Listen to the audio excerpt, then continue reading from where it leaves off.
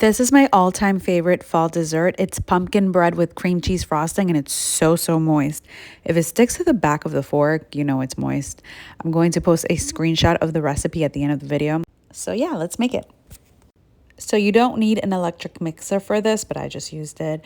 Go ahead and mix some pumpkin puree, eggs, vegetable or canola oil, brown sugar and white sugar. Make sure that brown sugar is nice and soft. Here are the dry ingredients, which is flour, ground cinnamon, pumpkin pie spice, baking soda, baking powder, and salt. Don't overmix.